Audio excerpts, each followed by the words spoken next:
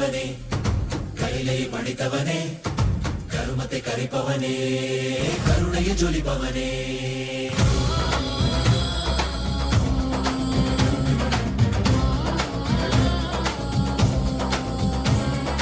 ಕರುಣೆಯ ನುಡಿತವನೇ ಕೈಲೈ ಪಡಿತವನೇ ಕರುಮತೆ ಕರಿಪವನೇ ಕರುಣೆಯ ಜೊಲಿಪವನೇ ಧರ್ಮத்தை காப்போனே செந்தாமில் சேர்ப்போனே அடியார்க்கும் அடியவனே அண்ணாமலை அவதானே நித்யானந்த பரம்பொருளே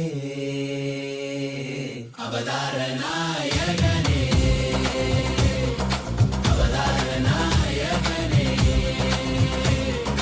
அவதார நாயகனே தென்னாடு உடையவனே செந்தமிழ் தலைவனே தென்னாடு உடையவனே செந்தமிழ் தலைவனே ஹர ஹர சிவ சிவனே என் அருணாசல சிவனே ஹர ஹர சிவ சிவனே of the Supreme Pontiff of Hinduism, Bhagavan Sri Nithyananda Paramashiva, we are starting the third day celebrations of the Maha Paramashivaratri Brahmotsava. The deities of Paramashiva, Paramashiva Shakti, Ganesha, Subramanya, Chandikeshwara, and the Supreme Pontiff of Hinduism, Bhagavan Sri Nithyananda Paramashivam, are gracing now in Sarvalankara, the grandest decoration in the Utsava Mandapam in Kailasa's temples around the world. Let us now offer puja to all the deities and the Supreme Pontiff of Hinduism, Bhagavan Sri Nithyananda Paramashivam, as puja is an activity by the brain to mirror the neurological activity of the higher vertical time zones. On this third day of the Maha Paramashivaratri Brahmotsavam, let us offer our devotion and love to Paramashiva along with the Shatmurtis and to the Supreme Pontiff of Hinduism, Bhagavan Sri Nithyananda Paramashivam. ॐ श्रीरामपूजितपदाम्बुजचापपाणे श्रीचक्रराजकृतासकृपाम्बुराशे श्रीसेतुमूलचरणप्रवणान्तरङ्ग श्रीरामनाथलघुतारय जन्मवार्धिम् सहस्रदलपङ्कजे सकलशीतरश्मिप्रभं वराभयकराम्बुजं विमलगन्धपुष्पाम्बरम् प्रसन्नवदने क्षणं सकलदेवतारूपिणं स्मरे चिरसि हंसकं तदभिमानपूर्वं गुरुम् अथ धूपः ॐ दशाङ्गं गुग्गुलोपेतं सुगन्धं च सुमनोहरम् आघ्रेय सर्वदेवानां धूपोऽयं प्रतिगृह्यताम् श्रीनित्यानन्देश्वरी परमशिवशक्ति पर्वतवर्धिन्यम्बिका समेत श्रीनित्यानन्देश्वर परमशिव रामनाथ स्वामिने नमः। श्री सर्वदेवदेवी स्वरूपाय भगवते श्रीनित्यानन्द परमशिवाय नमः। धूपमाघ्रापयामि। अथ दीपः ॐ साज्यं त्रिवर्तिसंयुक्तं वह्निना योजितं मया ग्रहाणमङ्गलं दीपं त्रैलोक्यतिमिरापहम् श्रीनित्यानन्देश्वरी परमशिवशक्ति पर्वतवर्धिन्यम्बिका समेत श्रीनित्यानन्देश्वर परमशिव रामनाथ स्वामिने नमः। श्री सर्वदेवदेवी स्वरूपाय भगवते श्रीनित्यानन्द परमशिवाय नमः। दीपं सन्दर्शयामि। अथ नैवेद्यम् ॐ अमृते अमृतोद्भवे अमृतवर्षिणी अमृतं श्रवय श्रावय स्वाहा। श्रीनित्यानन्देश्वरी परमशिवशक्ति पर्वतवर्धिन्यम्बिका समेत श्रीनित्यानन्देश्वर परमशिव रामनाथ स्वामिने नमः। श्री सर्वदेवदेवी स्वरूपाय भगवते श्रीनित्यानन्द परमशिवाय नमः। नैवेद्यं निवेदयामि। नैवेद्यानन्तरमाचमनं समर्पयामि। नीराजनम् ॐ साङ्ग्रहण्येष्ट्यायजते इमां जनतागुं सङ्गृह्णानीति द्वादशारत्नीरशना भवति। द्वादशमासा संवत्सरः संवत्सरमेवावरुन्धे मौनी भवति। ऊर्ध्वै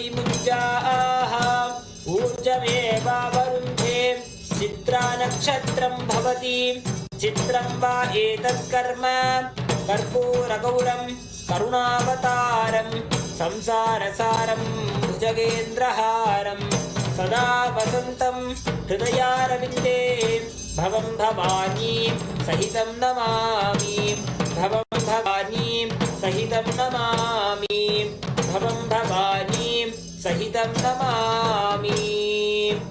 श्री नित्यानंदेश्वरी परमशिव शक्ति पर्वतवर्धिन्यंबिका समेत श्री नित्यानंदेश्वर परमशिव रामनाथ स्वामिने नमः।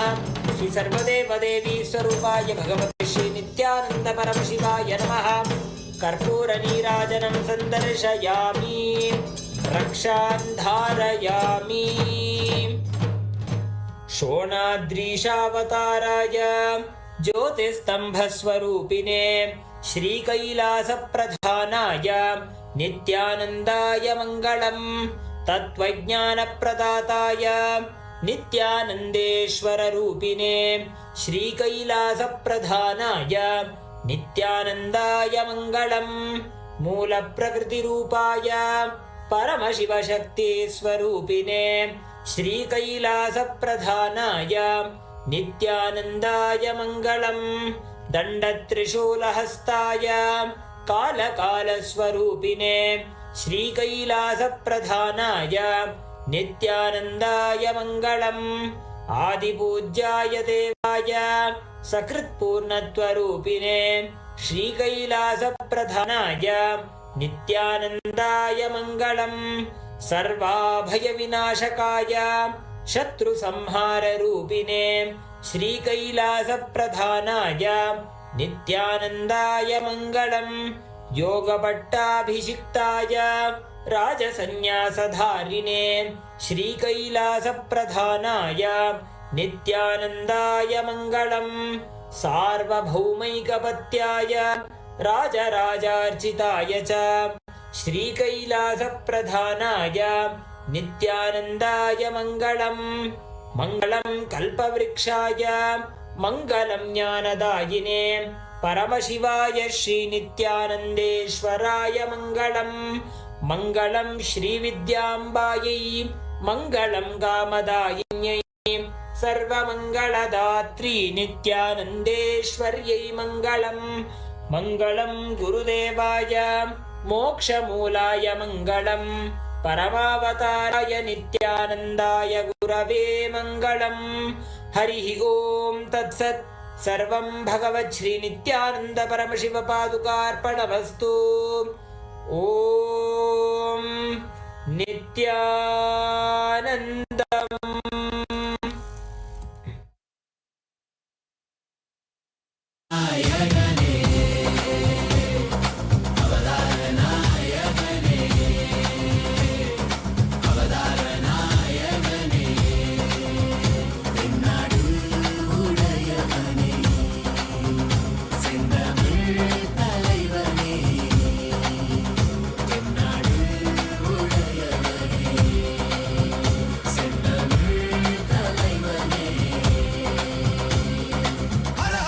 சிவனே என் அருணாசல சிவனே ஹர ஹர சிவ சிவனே என் அருணாசல சிவனே ஹர ஹர சிவ சிவனே என் அருணாசல சிவனே ஹர ஹர சிவ சிவனே என் அருணாசல சிவனே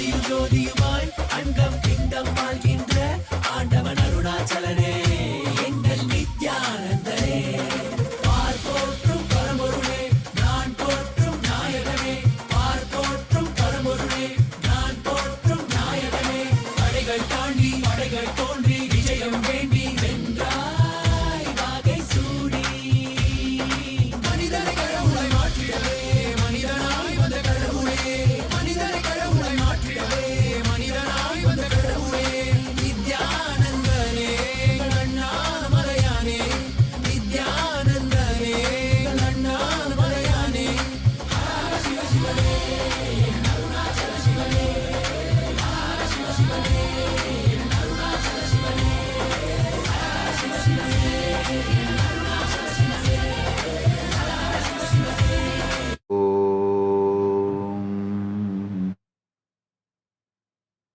Nithyanandeshwara Paramashiva Samarambam Nithyanandeshwari Paramashakti Madhyamam Asmadacharya Paryantam Vande Guru Paramparam.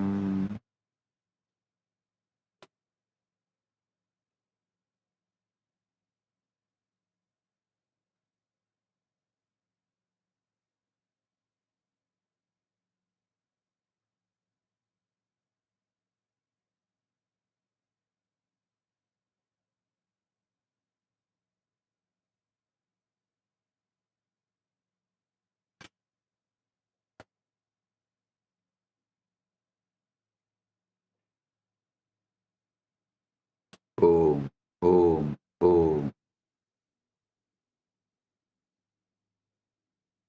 I welcome all of you with my love and blessings.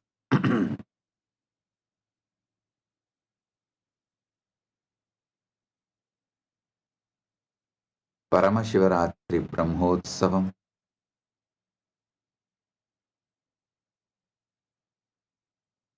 third day, quantum entanglement, quantum enlightenment, Satsang and spiritual alchemy process. On this auspicious day, I welcome all of you with my love and respects. As the ultimate manifestation of the ultimate Paramashiva,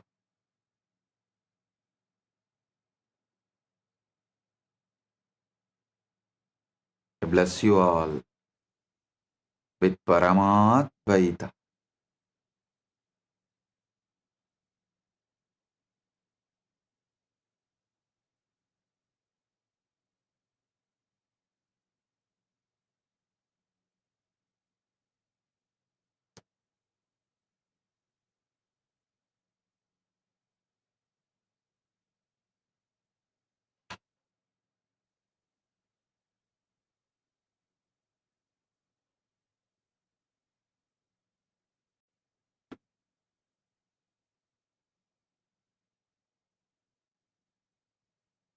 Paramashiva's direct message from Maha Kailasa.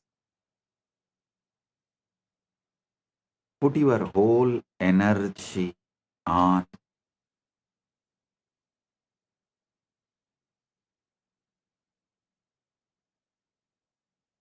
your being, inner space,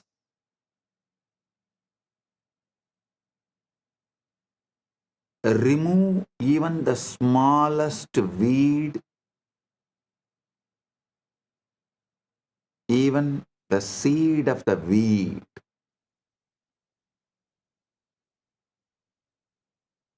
Keep the insight, inner space, aham, complete, perfect,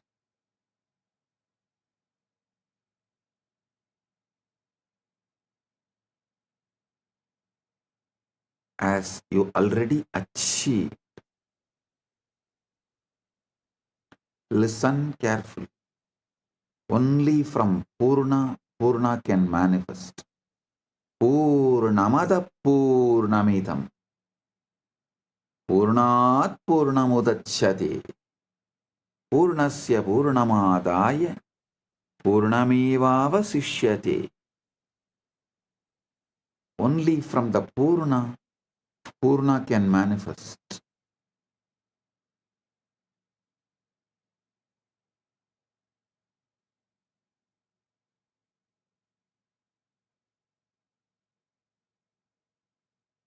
I'll give you basic cosmic law, Prabanja Dharma.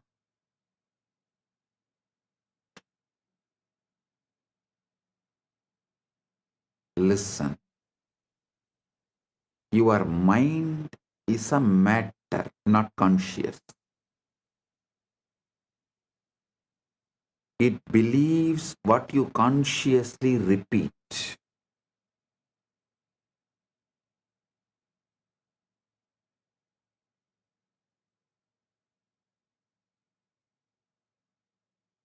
What you consciously repeat, mind will simply believe. Mind is the fertile ground. Anything you sow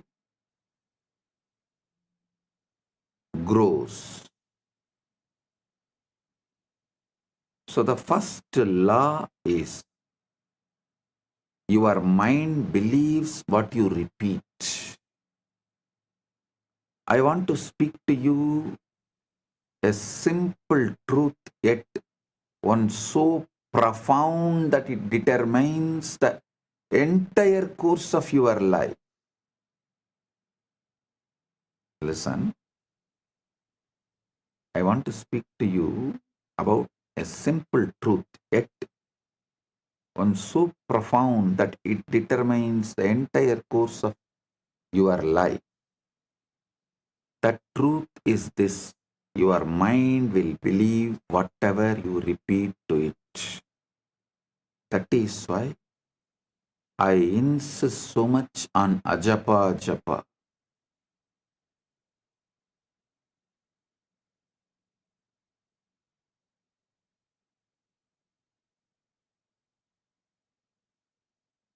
Many who does not know the science of consciousness, law of cosmos, who knows only about mind, superficially about the subconscious, unconscious, all these false categorization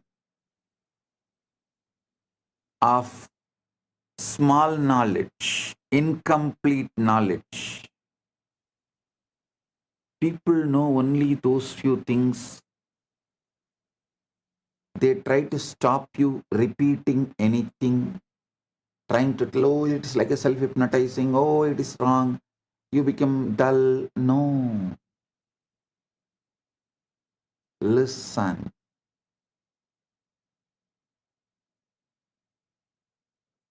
If you consciously repeat,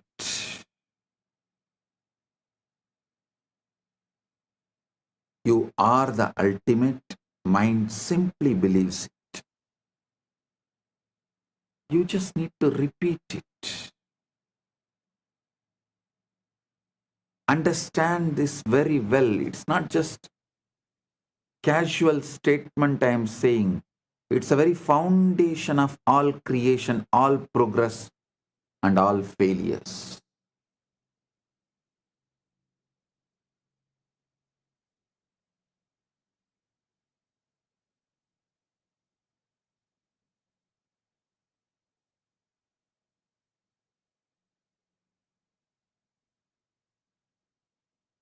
We always believe the materialistic society makes us believe, forces us to believe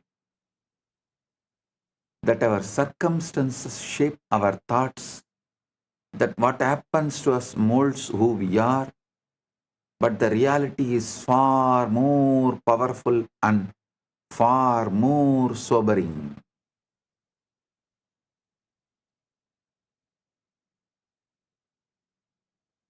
In the modern day, many countries have started legally forcing you to believe only the external situation can decide your internal mood. No, they are going to the extreme. If the country gives you the award, only then you can be happy. You can't be happy on your own. You don't have a right to be happy on your own. Your everything is dependent on the law of the country and how country treats you.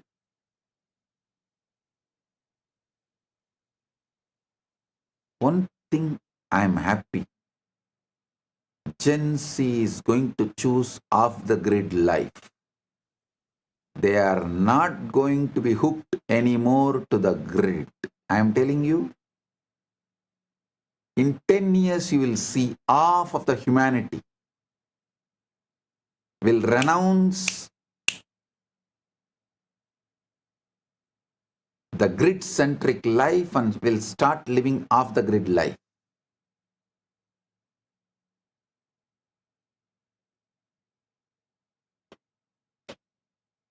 The Gen Z is tired, sick and tired, bored of these toxic laws which no one knows why it came, why it exists, what is the relevance to it.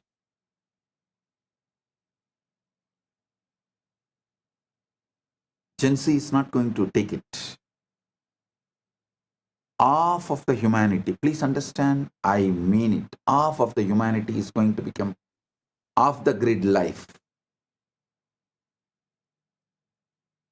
They will just travel, drive around, and they will mostly do only the freelance activities for wealth generation.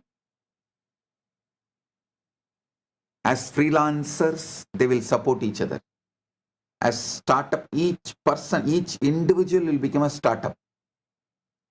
And they will all support each other. They will build the supply chain.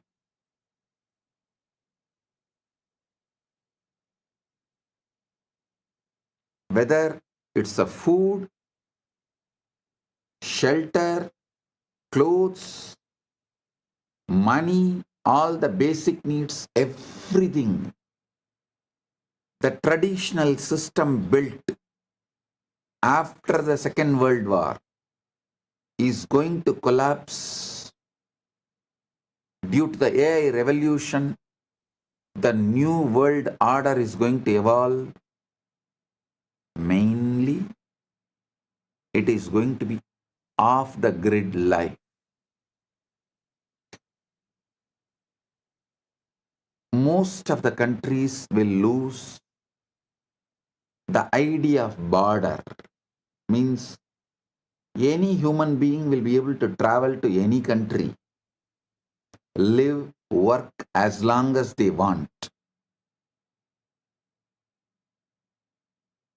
The off-the-grid life is going to be welcomed by almost all countries.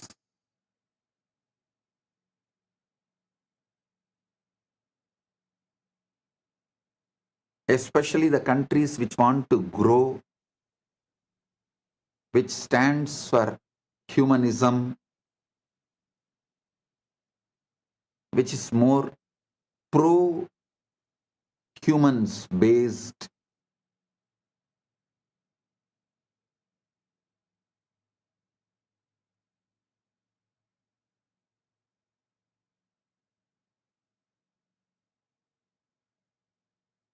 Listen,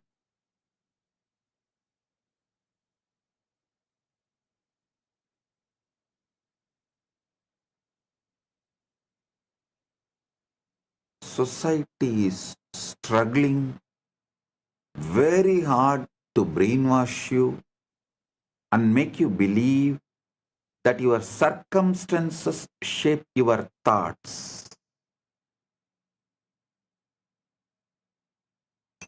What happens to us molds who we are.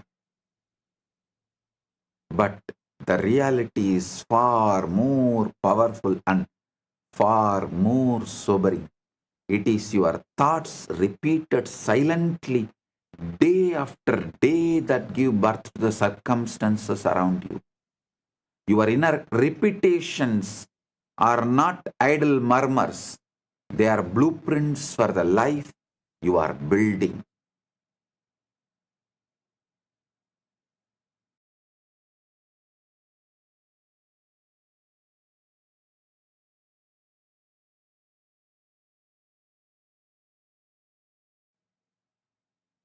They are blueprints for the life you are building.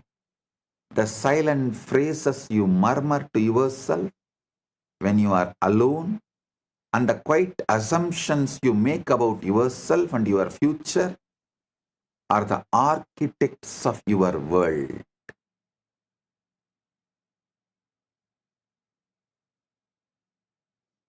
Whether you are aware of it or not, your life is a reflection of the loudest and most frequent voices in your mind.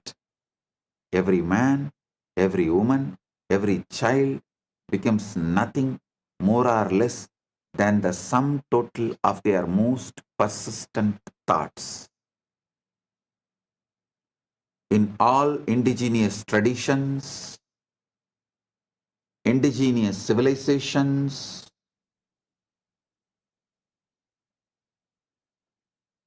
this truth is taught from the very beginning. See, all the languages evolved in indigenous civilizations. The language itself is built with this principle: proverbs, the grammar structure, the way you speak, the way you use words, the way you have multiple choices of words, all of it repeatedly reminds you, instructs you, helps you to understand this truth. Whatever you repeat, you believe and manifest. Reality is the harvest. We like to pretend that life is happening to us. We say, when the world changes, I will change. When the money comes, I'll feel secure. When the relationship comes, I'll feel lovable. When the body changes, I'll feel confident. But look closely. That is putting the harvest before the seed.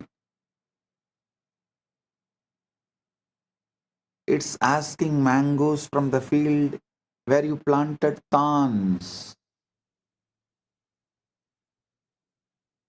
The mind does not care about your hopes. It only responds to your sowing. So what have you been sowing? Not what you say in public, that is performance. What you say in public is a performance. Not what you post in public, that's a theater. But what you mutter inwardly when no one is watching.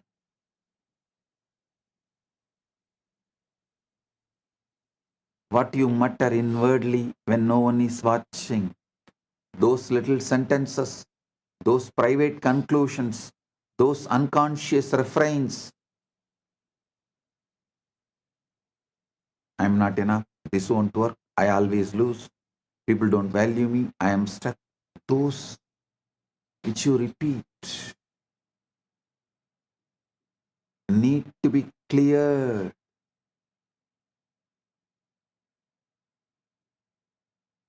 That is why I insist on ajapa japa.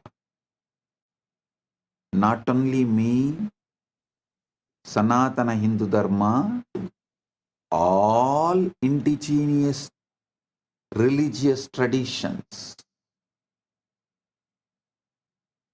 all indigenous religious traditions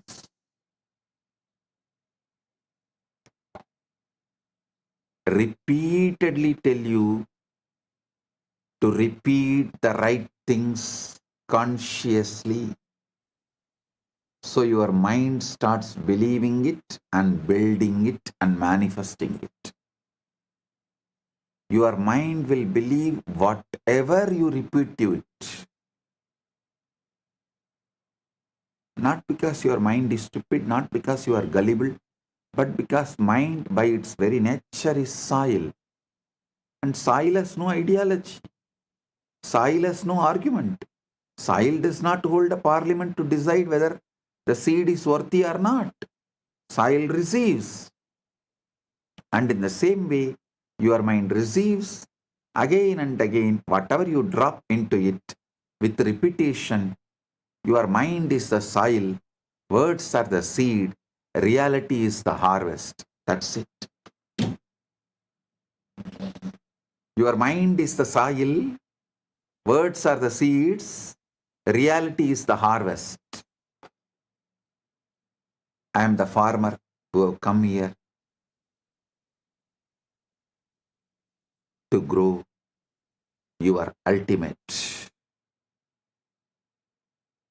The ancient rishis knew this. So they gave you a technology, japa, repetition. Not because God needs reminding, but because you need reminding. People try to come and ask me, Swamiji, does the God count only based on God count how many japa I do? Only based on my japa, He will bless me. Relax. Anytime people come and tell me, if I do only 10,000 japa, God will bless me. It means God is sitting and counting how many japa am I doing. He does not need your japa. He does not need your reminding or your repetition, but you do.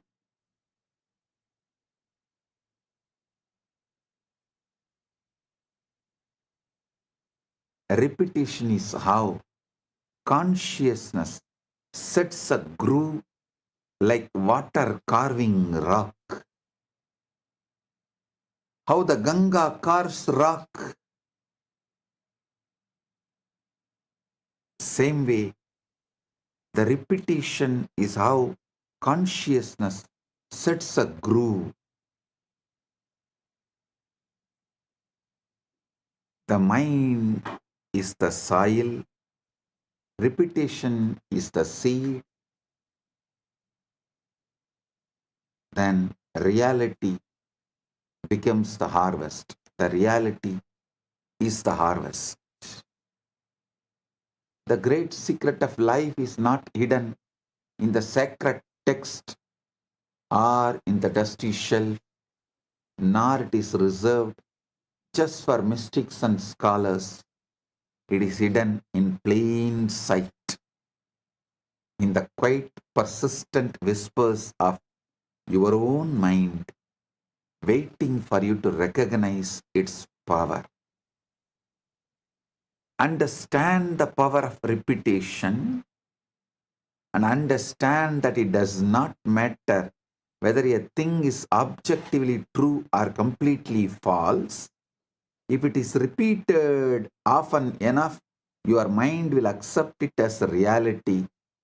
That is why propaganda can sway nations, why advertising shapes entire cultures, and why simple affirmations have transformed broken lives into thriving ones. The mind is like a field, a fertile, ever-ready field that is impartial and obedient.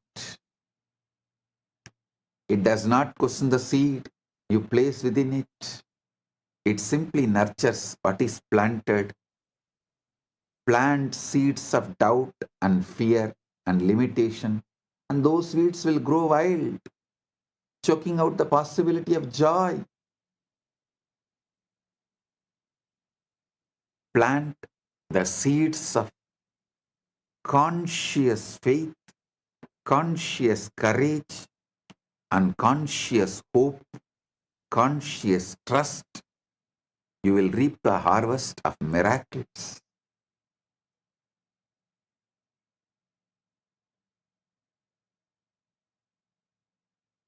The soil does not care whether you plant thorns or roses.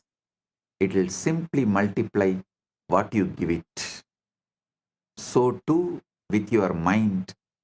It is never the soil that decides the crop. It's always the seed, and the seed is the thought you choose to repeat.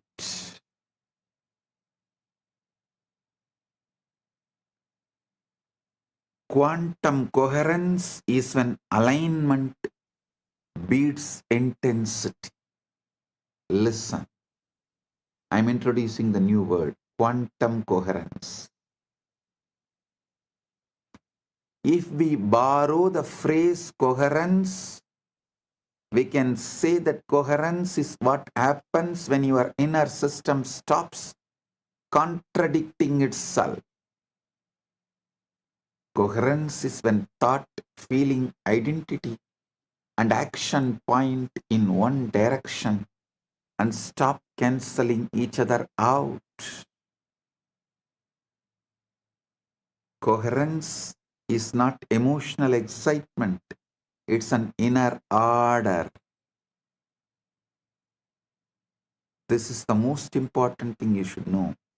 Coherence is not emotional excitement, it is inner order. Devotion is not emotional excitement, it is inner order. From that inner order, you start celebrating life, God, yourself, Guru, everything. That is devotion.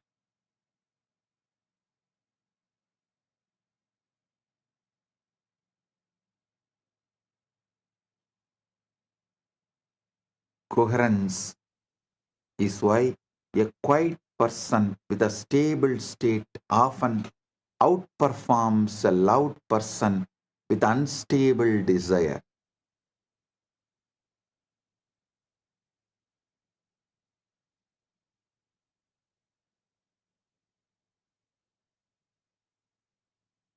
The universe does not respond to pleading, it responds to state. Because the universe does not respond to urgency, emotion, or repetition, it responds to alignment.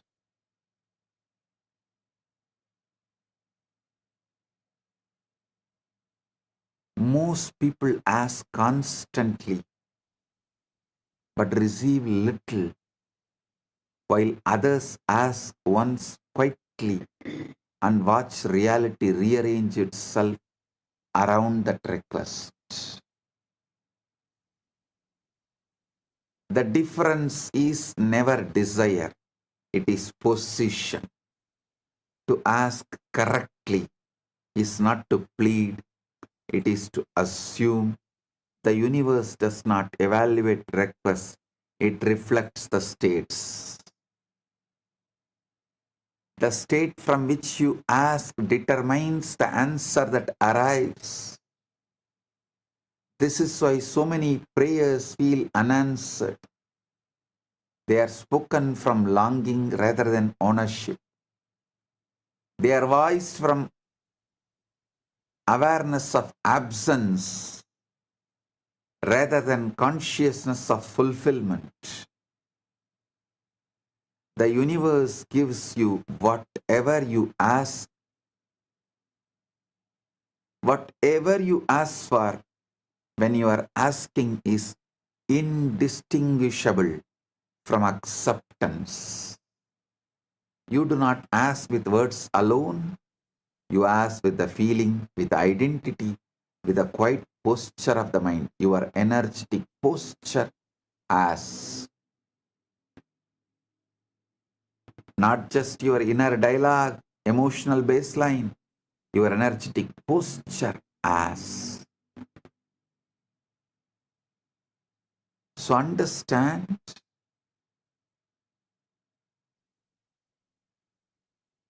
I am giving you the right space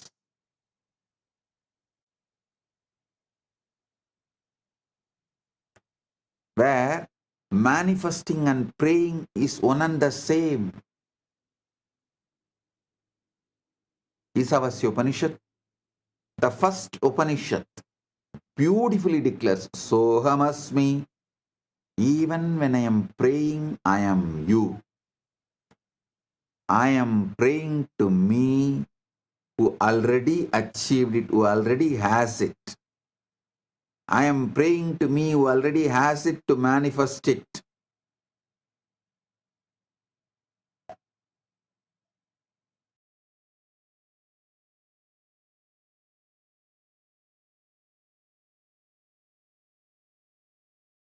Pushanye karshe yama surya prajavatya vyuharasmin samuha teja yatte rupam kalyanatamam tatte vashyami yo savasau purusha sohamasmi.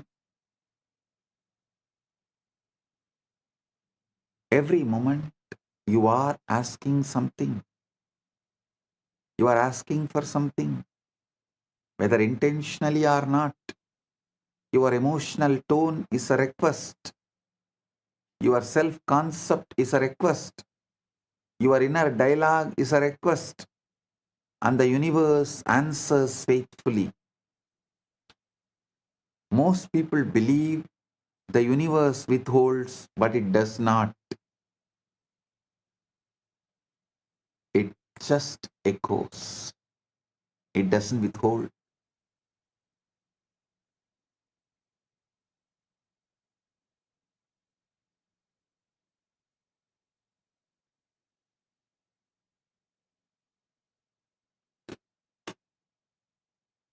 If you feel unseen, the echo is invisibility. If you feel supported, the echo is cooperation.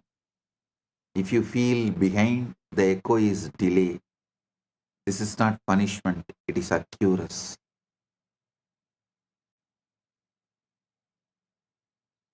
Watching is doubt in disguise. This is where most people fail. They ask loudly, they wait anxiously, and they watch for signs. Watching is doubt in disguise. The universe responds when you stop checking and start assuming. The observer effect is this: when you keep checking, you keep observing from the identity of not having, and the state remains unstable. Over monitoring is interference, like digging up the seed to see whether it is growing. The third monkey's mess. Select the right ultimate state. You are Paramashiva, not the outcomes. Select the state. You are the ultimate. Listen, this is the secret. I am. All of you always repeat that I am, that Aham Spurana, Atma Spurana. I am is the Atma Spurana. What you add next to that I am, that two words is Aham Spurana. Aham Spurana only will become your reality. If you say I am Param, I am the ultimate, that Aham Spurana will become reality. If you use the wrong words, I am weak, I am this, I am that, I am failure, I am crying, I am, whatever you repeat next to the I am, most of the time, that becomes your reality. Pure I am is Atma Spurana. The first word you attach along with I am is Aham Spurana.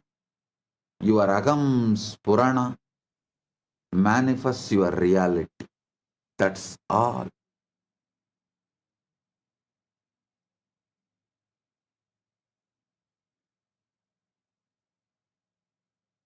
If your Aham Spurana is I am the ultimate, I am Param, Aham Brahmas.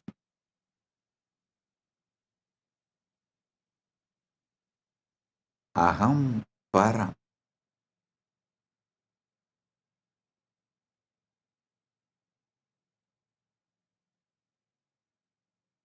Make this as your Aham Spurana. Let Mahavakya become your Aham Spurana. Select the state, not the outcome. So the question is never why it is not working. The question is from what state I am asking.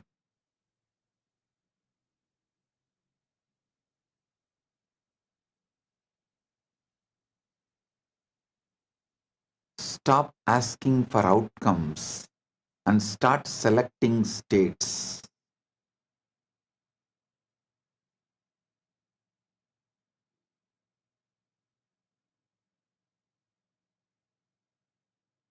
Outcomes are unstable when the state beneath them is unstable.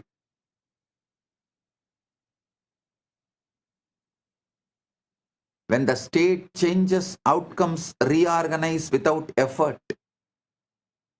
Faith here is not belief in possibility, it is familiarity with completion.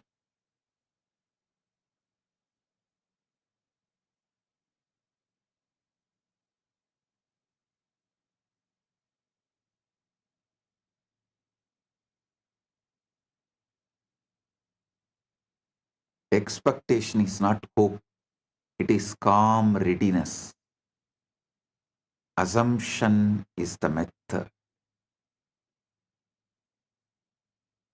Using the Icha Shakti is the method.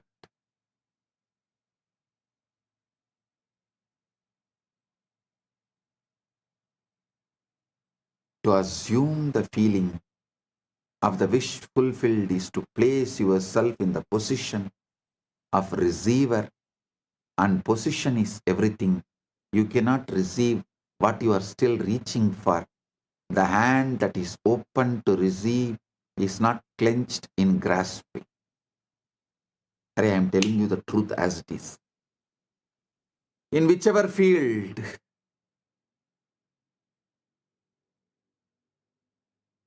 I have just put the seed to Paramashiva and relaxed, he just manifested.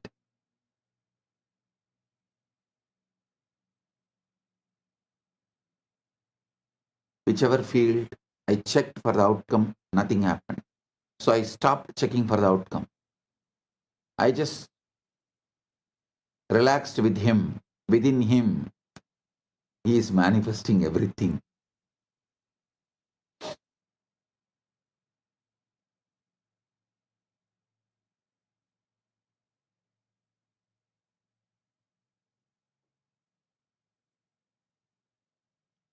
Listen to this great truth.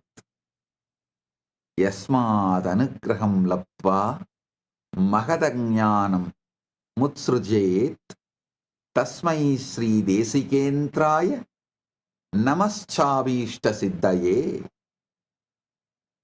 By receiving the Guru's grace, one throws away great ignorance, and that Guru bestows all desired fulfillments. Abhishta siddhaye.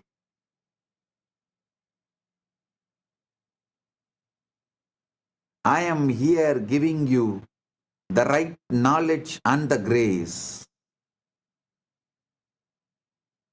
Yasmin apyudite vinasati bali vayuhu swayam dakshanat praptum tat sahaja swabhava manisam sevecha ekam gurum. When Guru's grace arises, even powerful obstacles dissolve instantly. The natural, effortless state sahaja is attained without struggle. Therefore, serve only that Guru. Listen I'm not asking you to serve me also.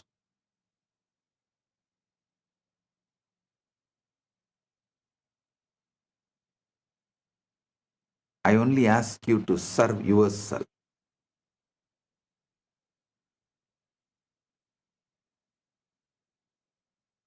Hold on. Repeat the Mahavakya.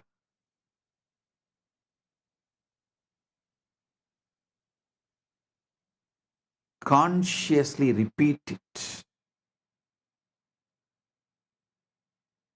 And know that this is the truth. Mahavakya is the truth.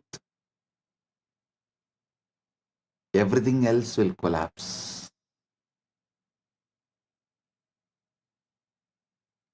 The settled state is the signature of completion. Enter the state of already having, Purna. This does not require imagination that feels forced or dramatic. It requires familiarity. Guru gives you that familiarity. Ask yourself, how would I feel if this were already settled? Not excited, not relieved, but settled. You would feel just settled. That feeling is the key.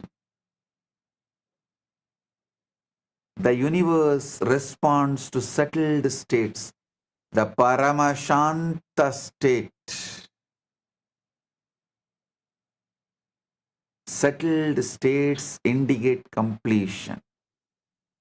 When you feel settled about something, you stop talking about it internally. You stop arguing with it. You stop planning around its absence. And the universe mirrors that settlement. This is why gratitude works so reliably. Gratitude assumes receipt. And to be thankful is to acknowledge the arrival. Give thanks in all things, not after. Gratitude is not politeness, it is positioning. When you give thanks for what you desire as though it were present, you move yourself into the state that produces it. This is not pretending, this is aligning.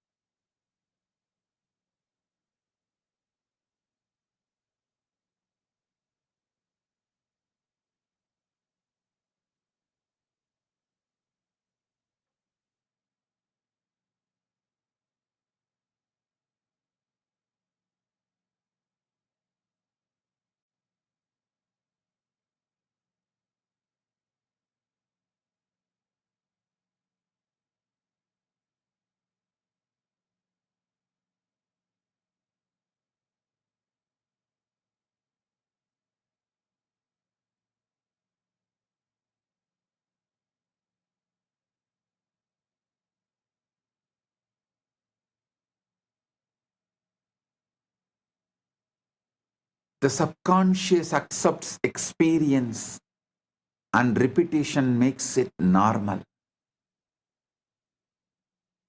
The subconscious does not know future or past. It knows experience. Whatever is experienced inwardly with feeling is accepted as a fact.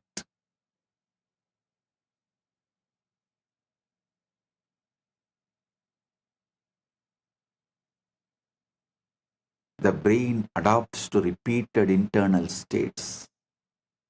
The body follows belief. Behavior follows identity. The task is to accept the fulfilled state as a normal, not special, as a normal. Sahaja, not Visesha. sahaja. Normal is powerful. Natural is supernatural. Natural is superbly natural.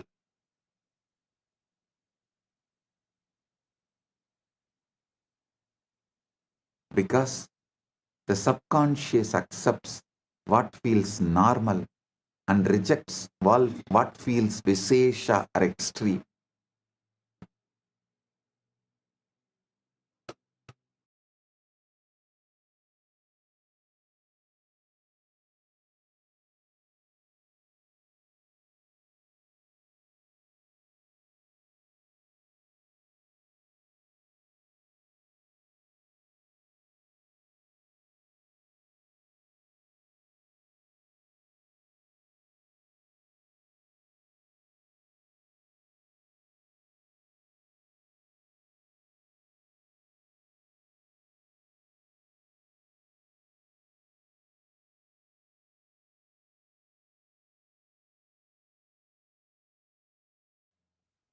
Listen carefully.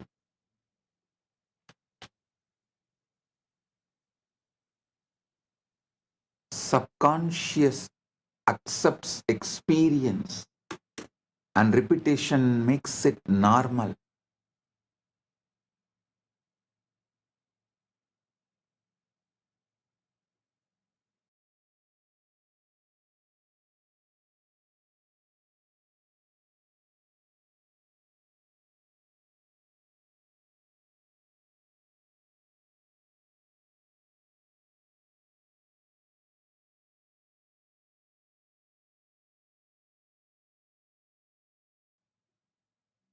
Listen. Shanta and bhakti. Stability and love are identities before they are events. A man desired stability in his life, asked constantly, worried daily, and nothing changed.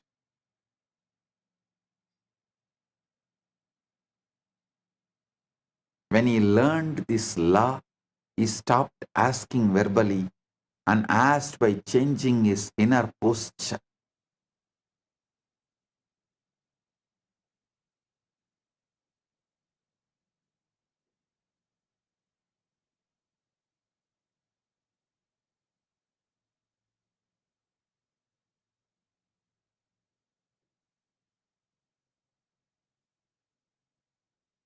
He assumed steadiness, spoke inwardly as someone supported, planned as someone resourced, and rested as someone safe. Life responded with opportunities that matched his new state, and he did not chase them, they appeared. A woman desired love and imagined scenes that felt distant, and her body rejected them. She shifted the approach and asked for love by becoming receptive, calm, open, unprotected. That state drew connection naturally. The universe did not give her what she wanted, it gave her what she was. This is always the case. The universe does not respond to desire, it responds to identity. If you want to ask correctly, you must ask from being, not wanting.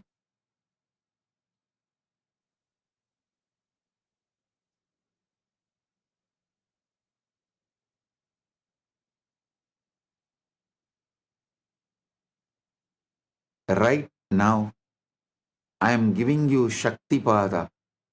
Sit and experience, feel Purna,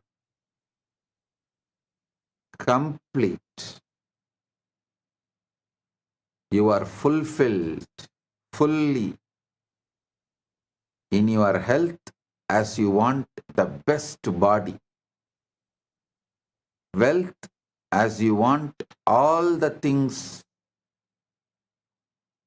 precisely, not vaguely, precisely. Relationship, you are fulfilled exactly as you want. Knowledge, you have all the knowledge you need, and you are the ultimate, the enlightenment, pure paramukti. You have it, you are radiating it.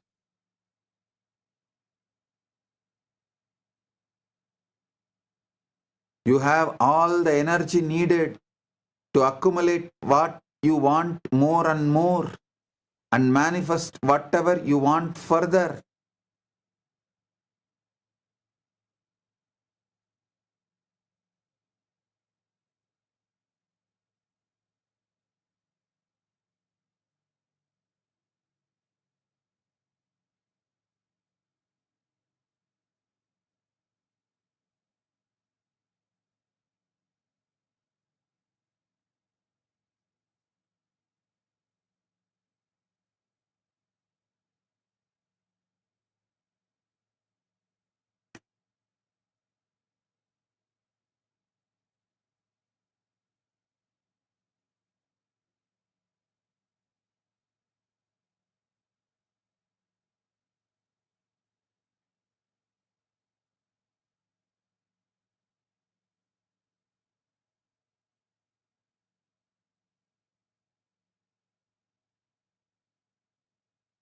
I'll give you precise method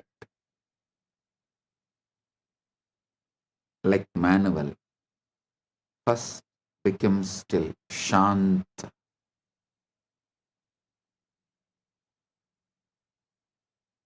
Because stillness removes noise.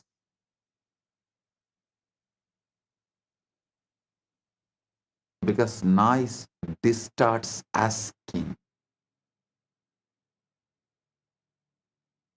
The noise may appear in the form of fear, guilt, survival threats, but understand all of that is noise without meaning.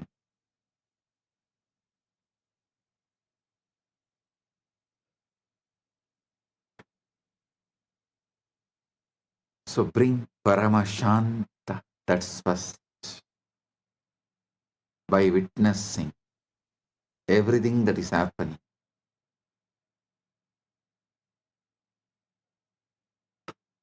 Second, feel into the state you would occupy if the desire were resolved.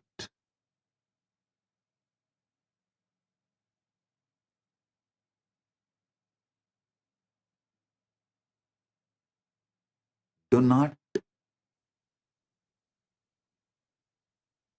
bother about the details.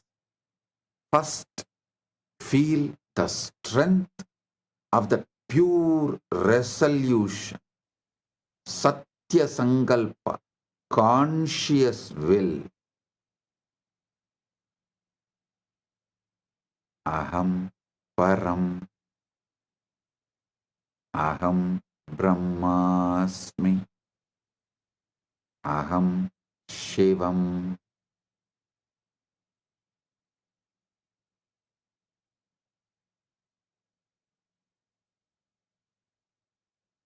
Whatever you enjoy, you feel deeply connected, use that Mahavakya. Aham Nithyananda Paramashivam, Aham Shivam, Aham Param, Aham Paramashivam, Aham Brahmasmi.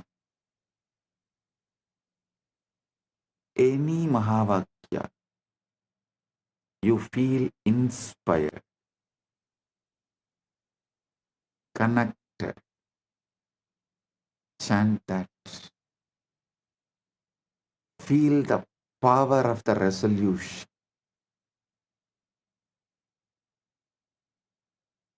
First, Shanta. Second, conscious will. Satya Sankalpa. Third, accept this as your normal, not special, as normal. Means make this as your sahaja samadhi, sahaja state.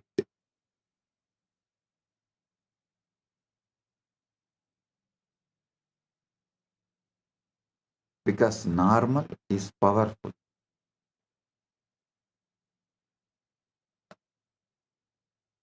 Fourth,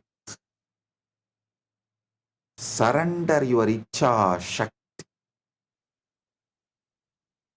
to this ultimate in you. What you want to manifest, surrender that to this icha shakti, that icha shakti to the ultimate in you, the param.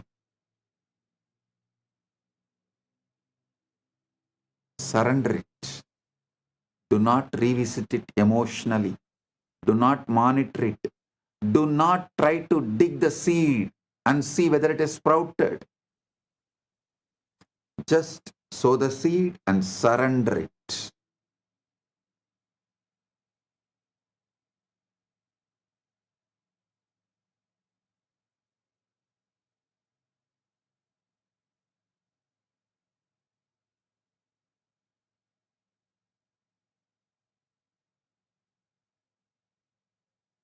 Because monitoring, revisiting is interference. The universe organizes when left alone. That is why the best method feels almost too simple. It removes the drama.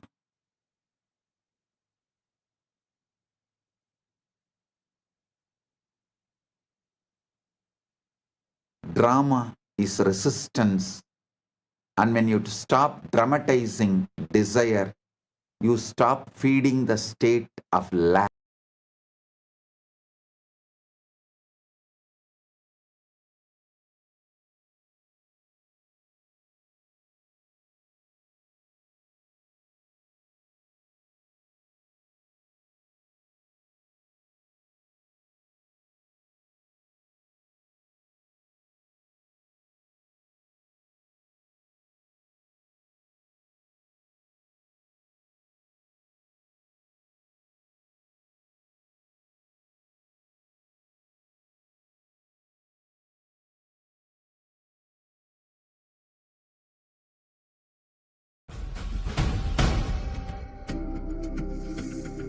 Maha Shivaratri.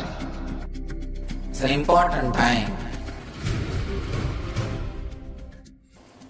when timelessness enters into time.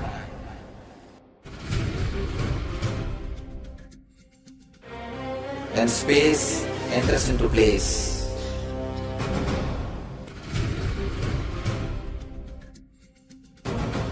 When Brahmanda enters into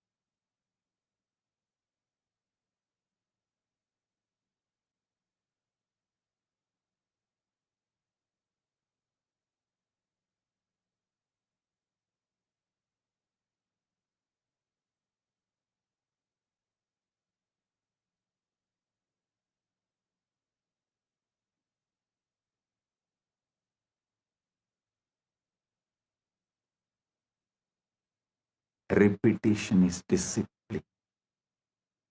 Brick by brick, identity construction.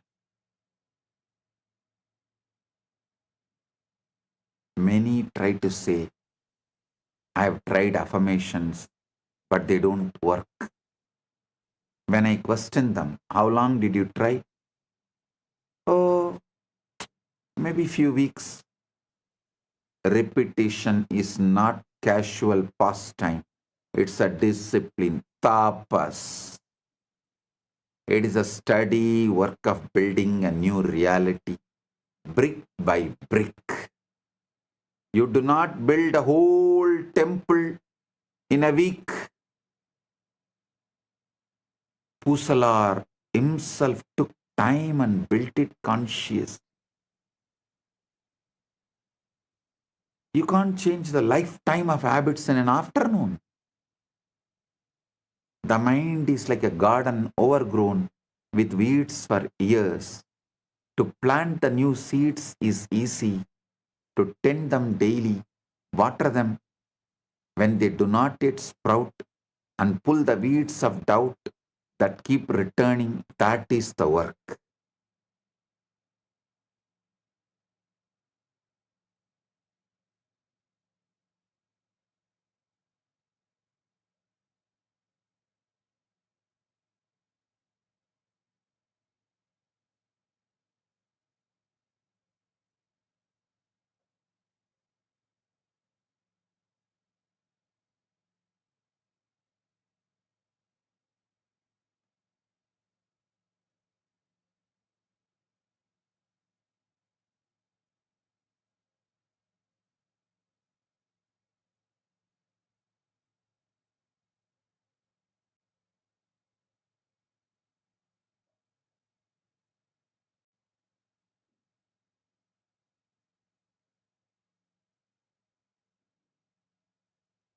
Do not be discouraged if the soil seems slow to respond.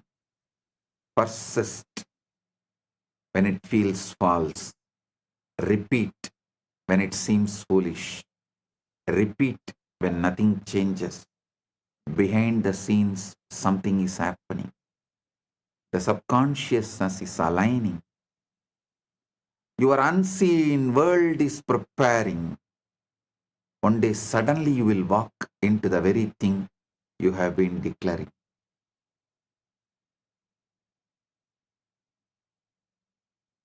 Build the right aham spurana. Aham spurana is the satya sankalpa, the commands to the system, to the universe. Repetition does not merely shape belief, it shapes identity. What you repeat about yourself eventually becomes what you think, who you think you are.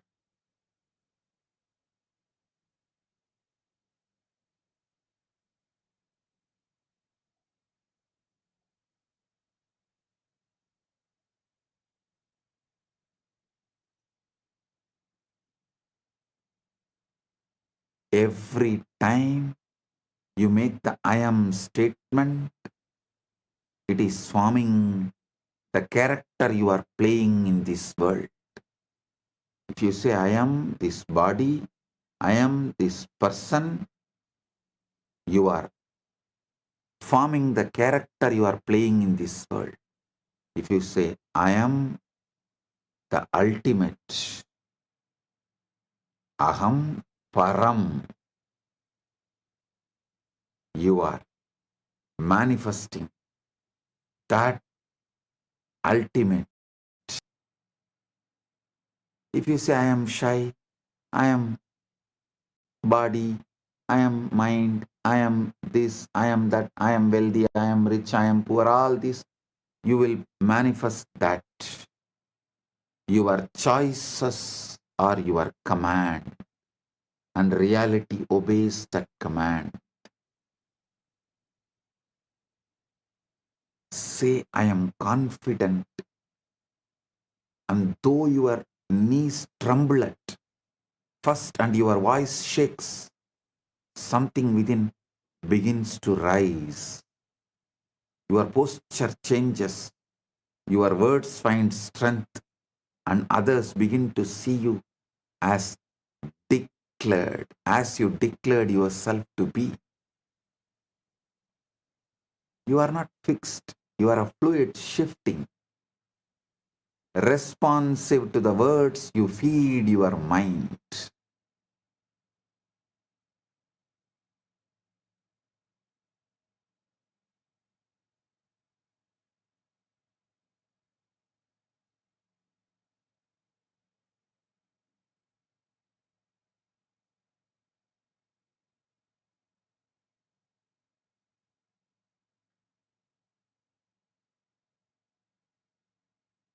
Careless words program the body, deliberate words plant life. Conscious, deliberate words plant life. Your subconscious does not argue with you. It has no wit, no sarcasm, no humor. It does not analyze your words and ask whether you really mean it. It simply accepts whatever is spoken with the feeling. This is why careless words are dangerous. Learn to speak life deliberately.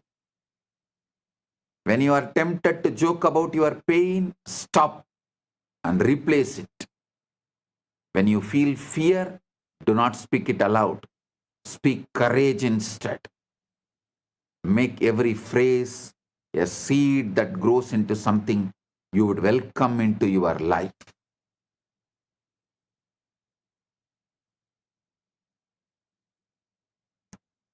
Early morning, when you are fresh,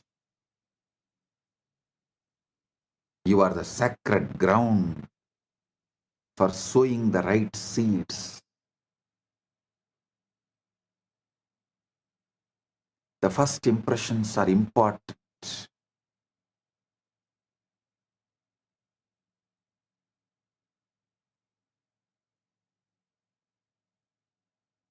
When you wake each morning, before the noise of the world rushes in, you are standing on that sacred ground. That first moment of the day is fertile soil, soft and ready to receive the seed. Speak your desires then as if they are already real. Purna. Say I am at peace. Say I am successful. Say I am loved and loving. I am surrounded by good. Do not wait for your circumstances to give you permission. Your circumstances are shaped by your words, not the other way around. When you begin each day by declaring what you wish to see, you set your inner campus throughout the day. That is why I insist on early morning yoga and puja. Because in yoga, you already declare all the right things you need to manifest. In puja, you already declare all the right things you are, so you will naturally manifest the right things. In yoga and puja, you already declare what you are, so naturally the right thing will manifest.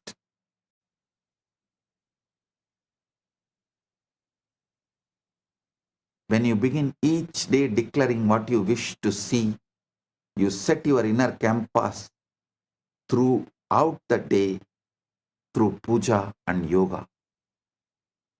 Make this a habit and let your mornings become your sacred, secret place of power, where you repeat your truth until it feels natural, undeniable, and becomes your experience.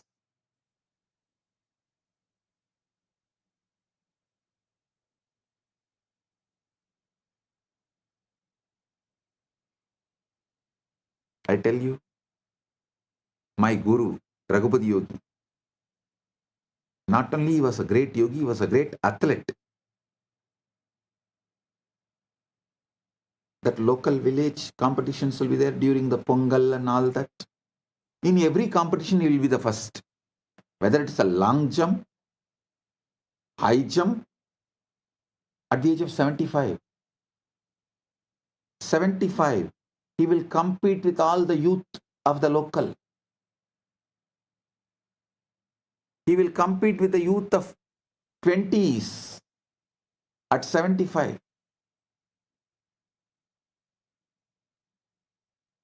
And he will say, because I rehearse, my body just obeys.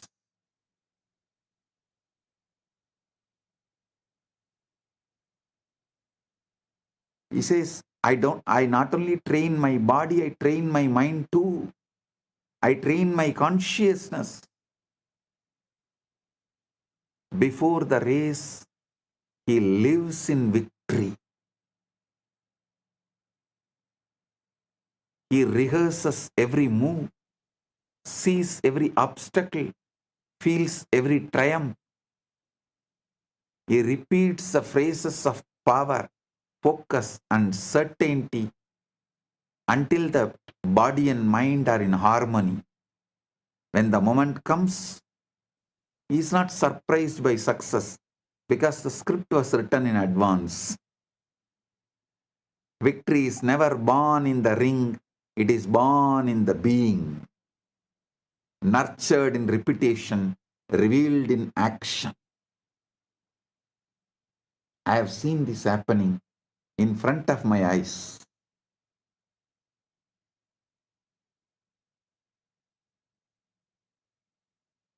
That is why Guru gives so much confidence.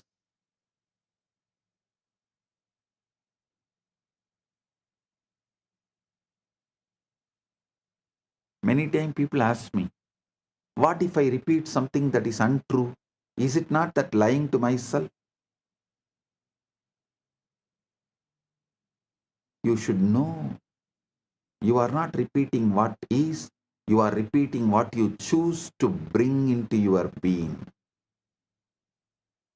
What is actually what you repeated earlier. And it is not even truth, it's a photograph of the past. Don't wait for the evidence before you speak. You speak until the evidence arrives. The mind is not a historian recording what happened. It's a creator ready to mold whatever you tell it. So speak boldly. Speak of health when sick, wealth when broke, love when alone.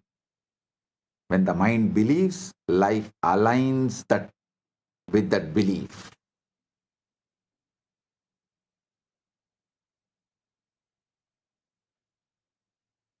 Mind is a servant, not a judge. Do not fear mistakes. If you catch yourself speaking negatively, do not condemn yourself and do not fall into guilt or frustration. The mind is not a judge, it's a servant waiting to be directed.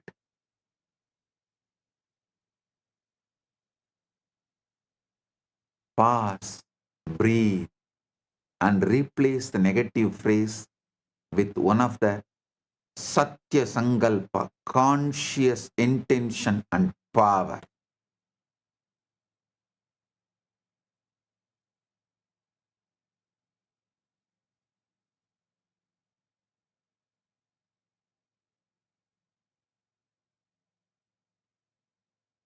Tell clearly, negativity which came out is not your truth. Your truth is the conscious Sankalpa you create.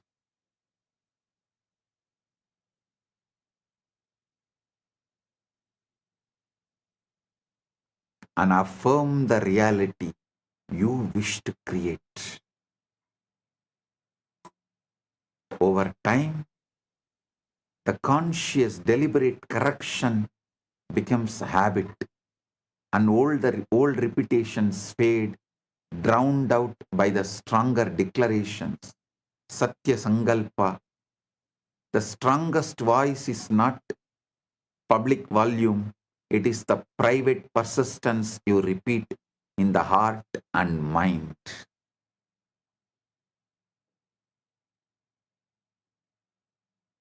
Repetition is also what you consume. Understand? Repetition is ahara. Ahara suddhayo smruti shuddhi.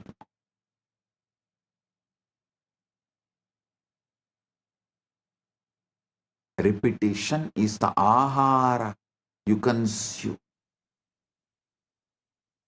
Be intentional about the words, images, and sounds you allow into your consciousness. Repetition is not limited to your own voice. The mind absorbs what you watch, what you read, and listen to, and these become repetitions in the soil of your inner world. If you fill the mind with fear, anger, or chaos, do not be surprised when these manifest. Stop watching news. News is generated, all media. The only aim is to plant, to put the seeds, to sow the seeds of fear, anger, chaos, turmoil, riot, to keep you always in fear. Media works overtime to keep you in turmoil and to make you believe you need a government for peaceful life. Whether ruling party or opposition party, both insist on brainwashing.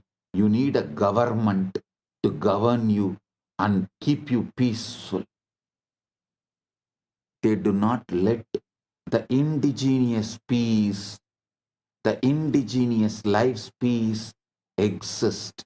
They do not want that indigenous, natural, peaceful existence.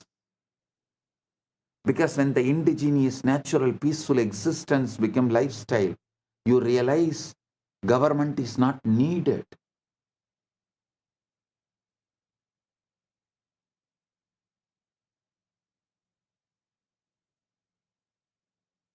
But media will not allow that.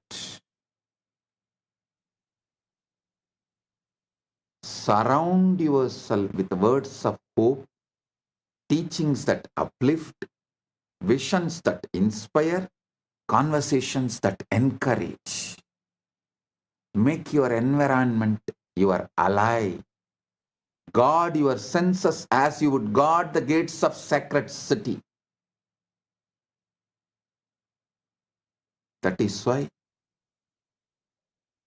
in all sampradaya, Saiva, Shakta, Vaishnava, Ganavatya, Gaumara, in all sampradaya, if someone wants to achieve great inner world or outer world, enlightenment or wealth, power, anything, has to go to the Gurukul. Gurukul is a sacred ground, the monastery, whatever age you may be. Blessed are those who go to the Gurukul young age when they were young and guarded, where the environment is your ally and you build the right personality, right being to manifest the right things.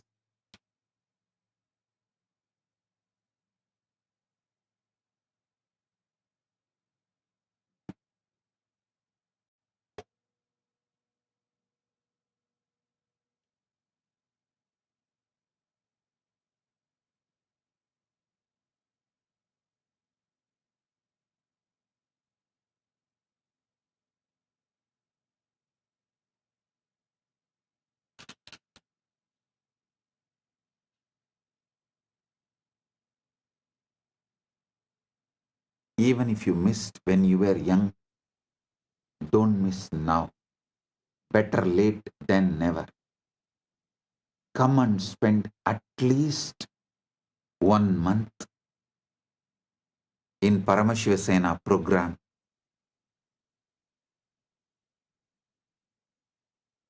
Build the right consciousness, state of being.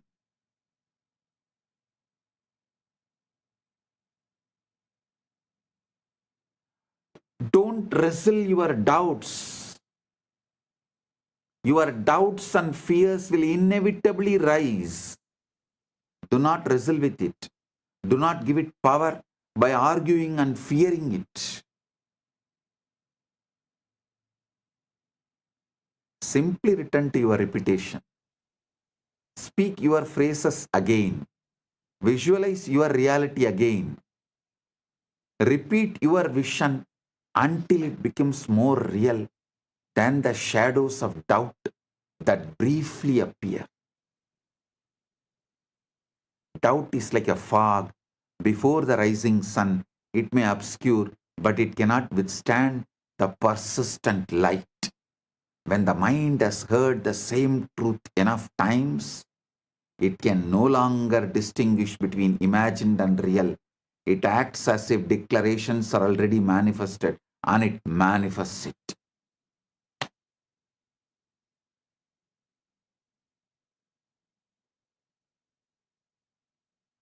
Then asking becomes invisible, it becomes orientation.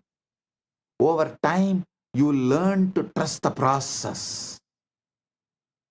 You stop begging life. You stop negotiating with circumstances.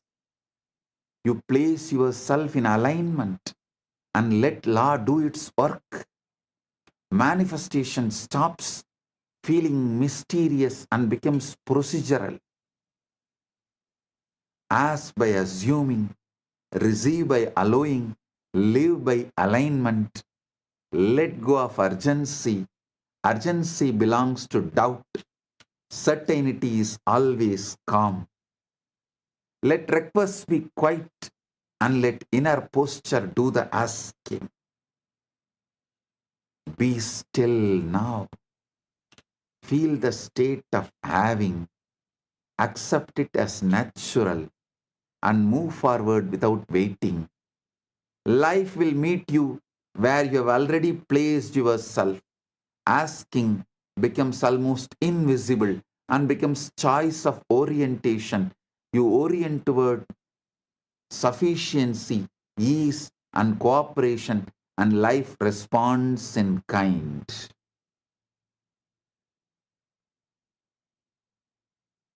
I tell you, this coherence is measurable. There is a study by Heart Math Institute. Coherence matters because it turns emotion into signal.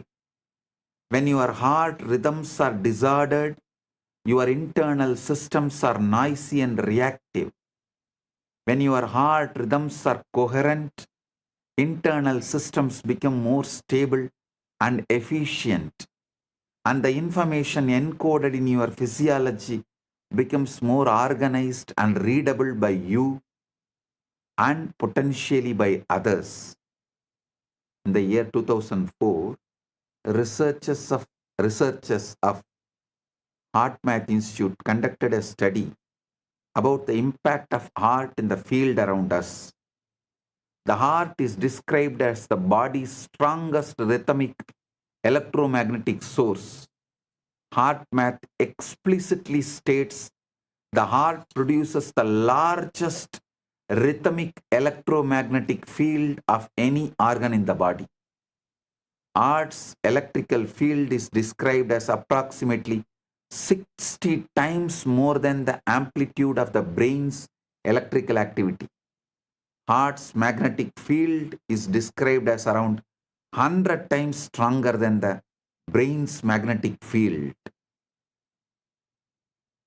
This magnetic field is described as detectable up to about 3 feet away using squid based SQID based magnetometers.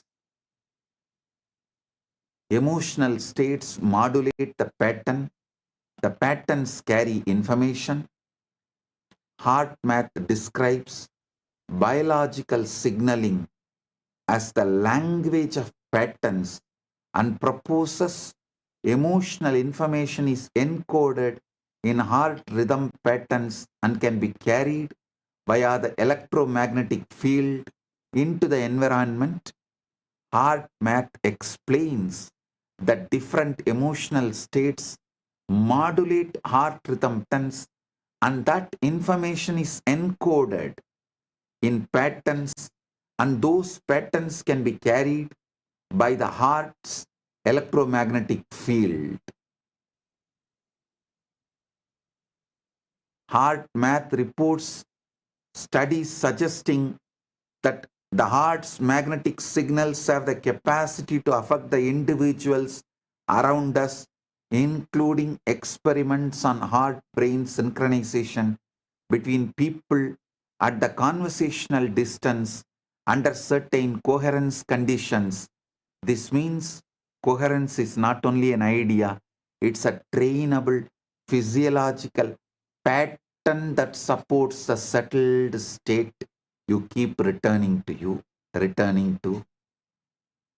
Paramashanta Swarupa matters.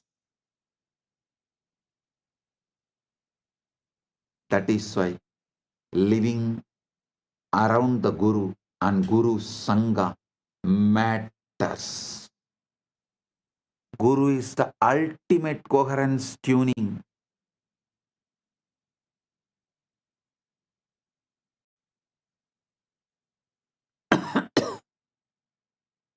Guru is the ultimate coherence tuning. His presence and Diksha changes your very baseline.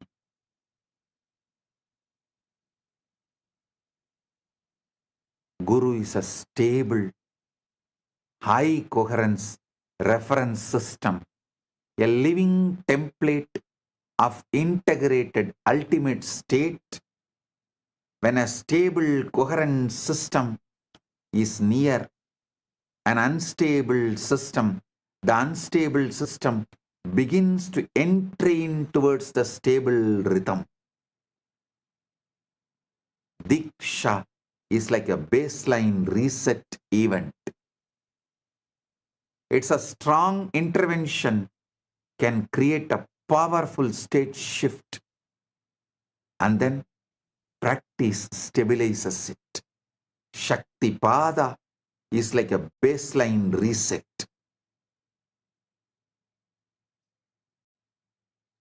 This matches how heart math describes coherence skills.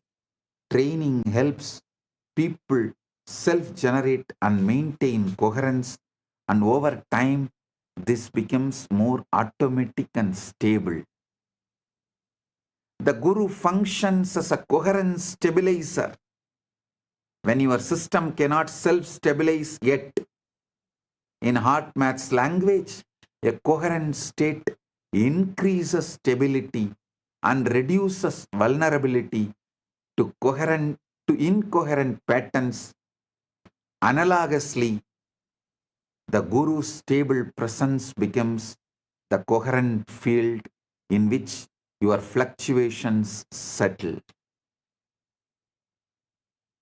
Guru Gita says beautifully, Nityam Brahma Nirakaram Yena Praptam Savai Guruhu Sasishyam Prapyam Deepo Deepantaram Yatha.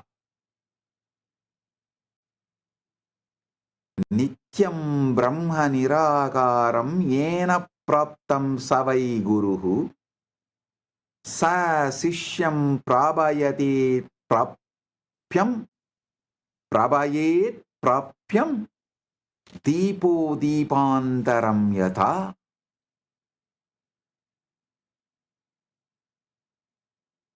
the Guru who resides inside you. He has realized the ultimate. He constantly makes you realize the ultimate, like how one lamp lights the other lamp. Nityam Brahma Nirakaram Yena Praptam Savai Guru Sa Sishyam Prabhayet Prapyam Deepo Deepantaram Yata. Rudrayamala Tantra says beautifully, Devi Diksha Vihinasya Nasittir Nacha Satgatihi Tasmat Sarva Prayatnena Guruna Dikshido Bhavat. Paramashiva says to Devi, Devi, for one who is without Diksha, initiation, there is no Siddhi, the spiritual enlightenment, and no Sadgati, ultimate enlightenment. Therefore, one should with every effort become initiated by Guru. I am giving you the ultimate truth, essence of this whole satsang now. Your mind is the soil, your words are the seeds, and your life is the harvest. Whatever you repeat, whether noble or foolish, fearful or courageous, will grow and manifest in time. Choose your words with care, as you would choose the finest jewels or the most precious treasures, for they determine the reality you inhabit. Speak what you wish to become. Repeat it until belief replaces doubt. Believe it until you see it. When you see it, you will understand that it was not the external world that changed, it was you. You changed by repetition, by faithful declaration, by the persistent insistence of your inner voice, until the truth you spoke became flesh, reality. This is how the law, simple yet inexorable. Repeat, believe, manifest. Shravana, Manana, Nididhyasana. The power is yours, and it is immediate, infinite, and eternal.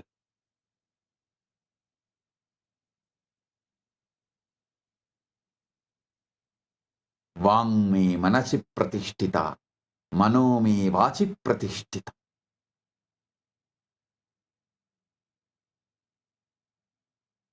When you are feeling connection with Guru, you are in quantum entanglement, which makes you manifest quantum enlightenment. In the quantum world, entanglement with Guru and enlightenment is one and the same. That is why always keep the form of the Guru in mind and constantly repeat the name of the Guru.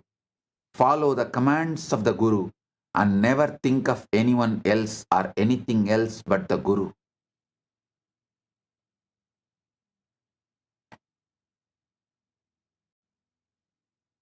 Guru is not separate from the self. He is the self.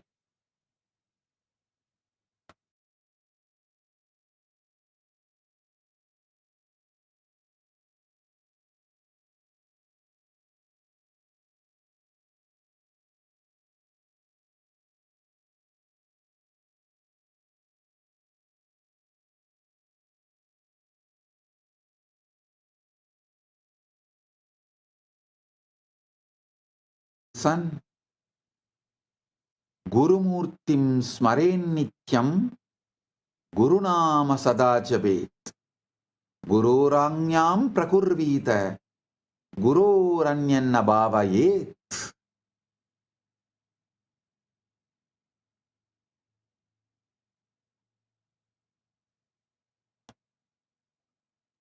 Gurur buddhyatmano nanyat satyam satyam na samsayaha. Talla vartam prayatnastu kartavyohi manishibihi. Guru is none other than the self itself. This is the truth, no doubt. Therefore, strive only to attain the Guru.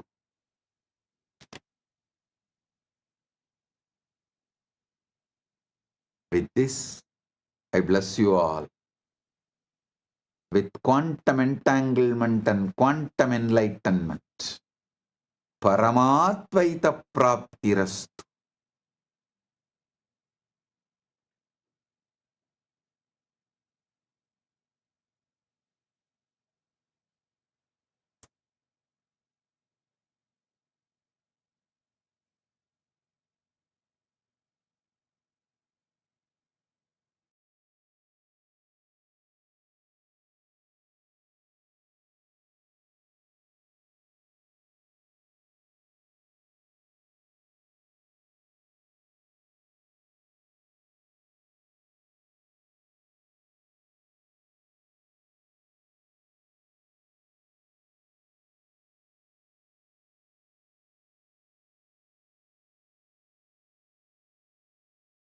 Paramashiva is waiting to explode through you. Guru is waiting to explode through you. The moment you call them, invoke them, they are here to manifest and shower everything. Paramatvaita praptirastu.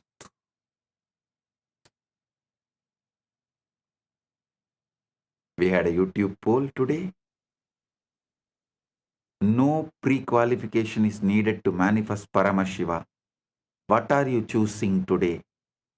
64% of you chose claiming my identity Paramashiva. 9% chose dropping the body-mind assumption.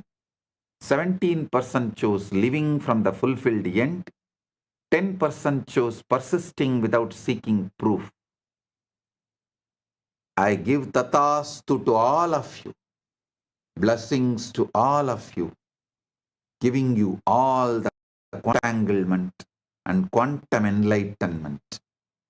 Paramatvaita praptirastu. Right now.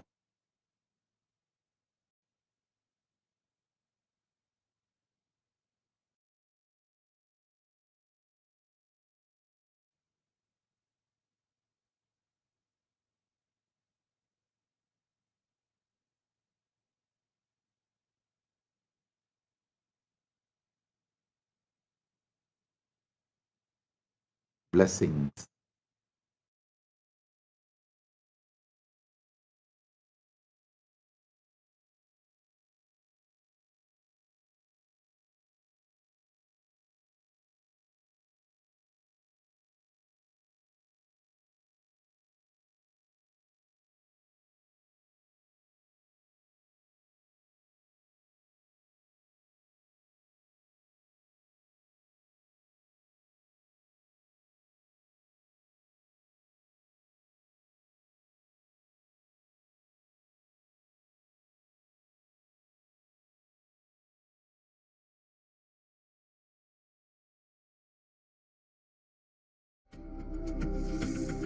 Maha Shivaratri. It's an important time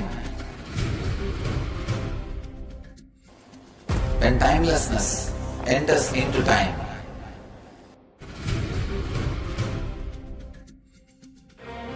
When space enters into place.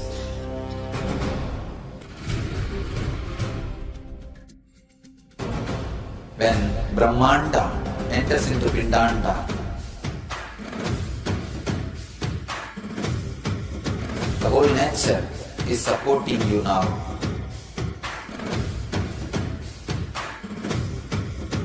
To experience your higher energy, your higher self, your higher consciousness.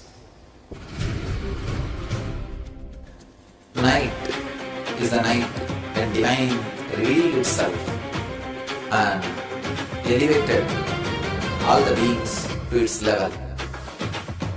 The first and foremost incarnation on the planet Earth happened today and exactly midnight.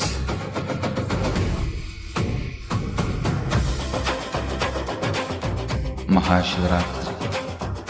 It's a great opportunity for all of you to raise yourself to the higher consciousness.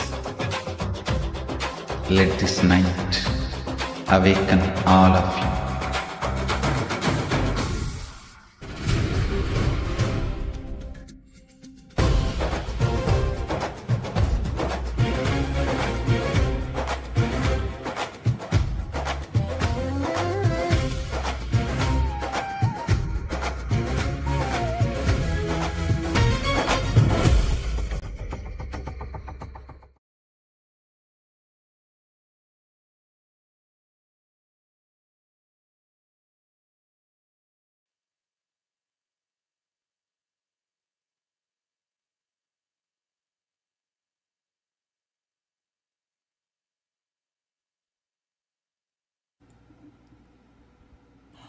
Let us all take a few minutes and now bow down, offering our gratitude to the divine lotus feet of our beloved Bhagavan.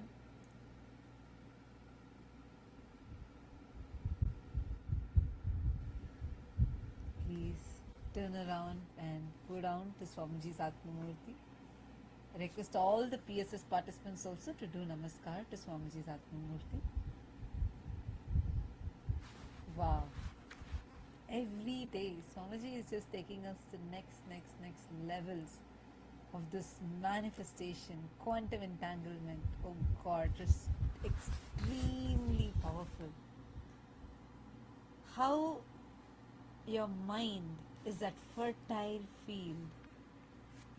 What you sow, and that is what you're going to harvest. And how Swamiji is that farmer who has come here to make us all harvest the ultimate. To grow us all to our ultimate self. Can I request everyone to take a few moments and just pen down your clicks and understandings from today's satsang? All the Paramashiva Sena participants sitting in Kailasa, Guinea-Bissau and Kailasa, and of course all the Chitsabha members and the Rajya Sabha members. Can I request everyone to take a second and just pen down what are your clicks and powerful understandings from today's satsang? I see actually already so many of you have posted here. God, I'm scrolling and I see like so many of you who have posted here. And how many of you had breakthroughs in today's satsang? Can we all take a few minutes now and just record a video of how we have understood today's satsang? See, it's very important. I know when you're listening to satsang, it feels like wow, it's clicking. Like I always see so many of you put like big wow in every statement.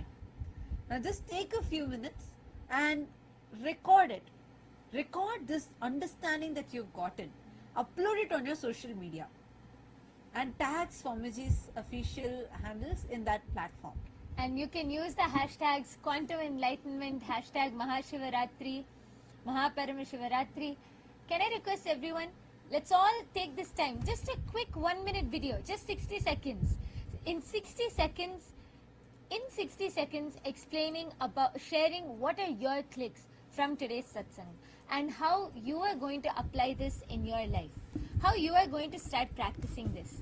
See, today Swamiji told the method. Swamiji told 4 ways. Swamiji told the method to manifest, for you to manifest anything. Can you all post in the chat what are these 4 ways? All the Chitsabha members, the Rajya Sabha members, even all the viewers joining with us on YouTube. And everyone can post all the 4 methods and which one you clicked with the most.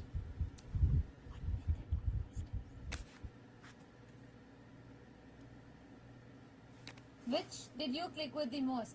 I request all of you to post it.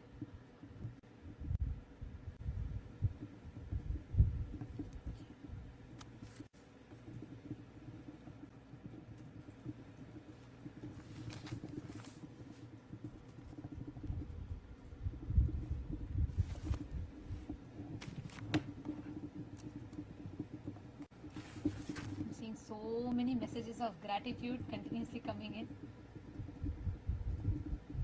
Okay. Ma Jnani Yogini has posted, Guru's presence in Diksha changes your baseline. Sri Divyananda has posted, Aham Param, Aham Shivam, Aham Paramashivam. Paramashanta, Satya Sankalpa, accept as normal, as Sahaja state, Japa Japa and surrender. Yes. The four steps which Swamiji said. First is bring that Paramashanta, that stillness inside.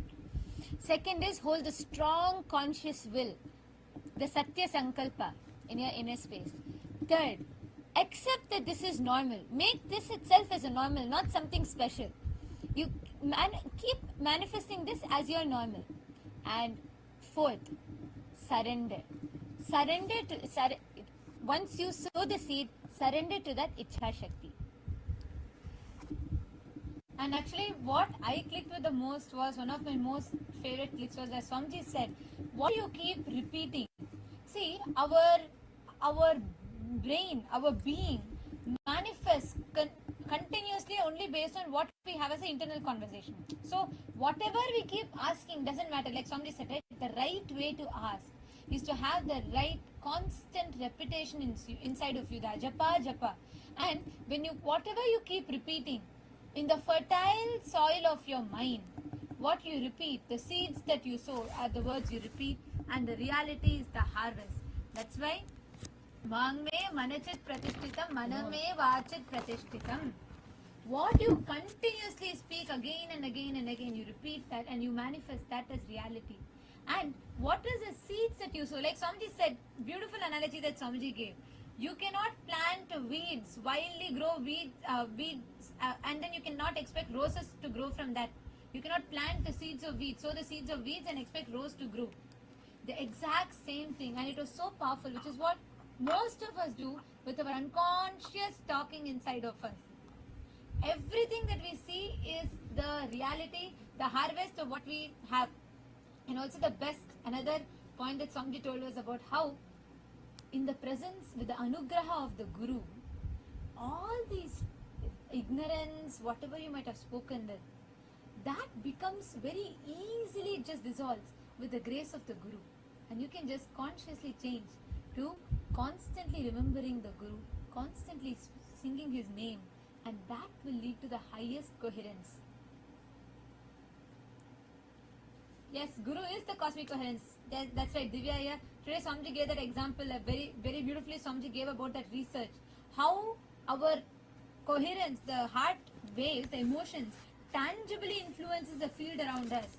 And Swamiji so beautifully explained how in the presence of the Guru, in the presence of the Master, when you are living around the Guru, he takes you, tunes you into that ultimate coherence.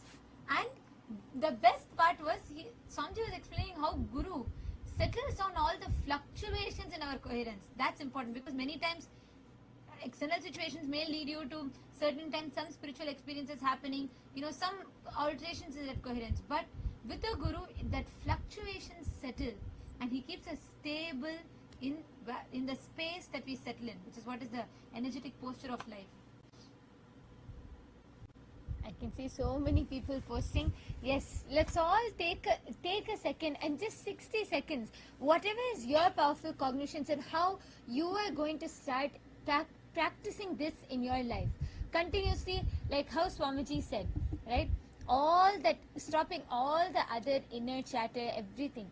And because whatever you keep repeating, your mind will only believe what you keep repeating. So what you're manifesting as your reality right now is what you kept repeating inside of you. So for all of us today, the ultimate, Swamiji literally tuned us all into that ultimate coherence.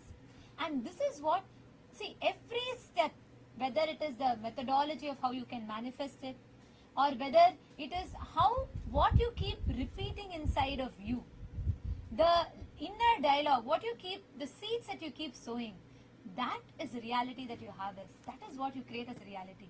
Shiv Pandita also has posted the 4 methods, and Ma Pushkala has posted keep Guru in your mind. Actually, that is the best thing to tune your ultimate dialogue. See, anything else fluctuates, is impermanent. Only when you remember constantly, if you just keep repeating Swamiji's words inside of you, That is the ultimate. With that, you forever have that permanence.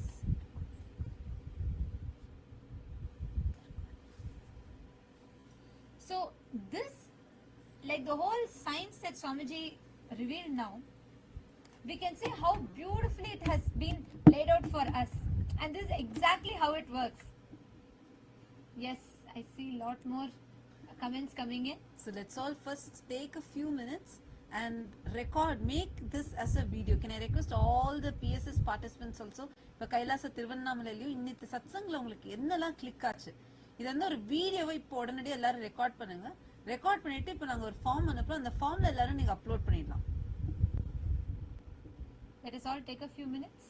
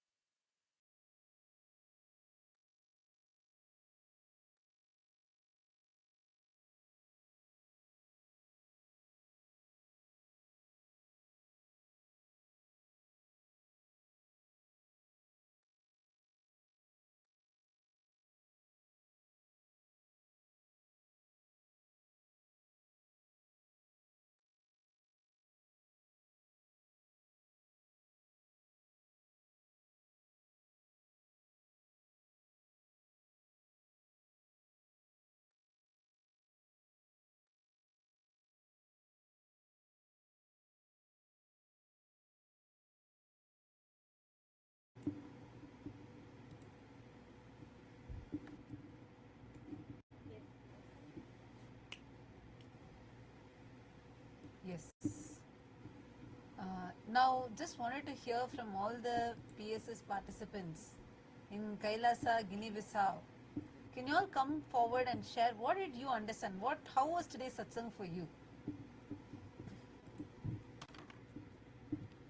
Kailasa, Guinea-Bissau, please come forward and share. How was today's satsang for you? What did you click with?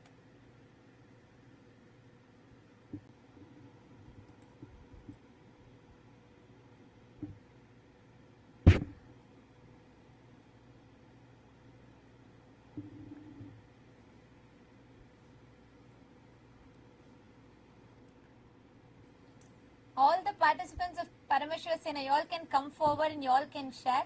And in the meanwhile, to all those that are watching us on YouTube, everybody who tuned in today in the live stream, for all of you, this satsang, what Swamiji has revealed today, is one of the most important truths for us to be able to manifest, literally the manual for manifestation, because we've been learning about how you assume and you manifest as reality. And that Swamiji is speaking about Kalpataru, right? And the imagination, how imagination is Ichha Shakti, which is Paramashiva Shakti, Manon Mani. And Swamiji revealed this whole science. But today, Swamiji revealed how the emotions, the state that you are in, that determines your manifestation. And now that whole science Swamiji has so beautifully revealed. So we've all understood this phenomenal truths that Swamiji has revealed. And now we thank all of you for tuning in with us.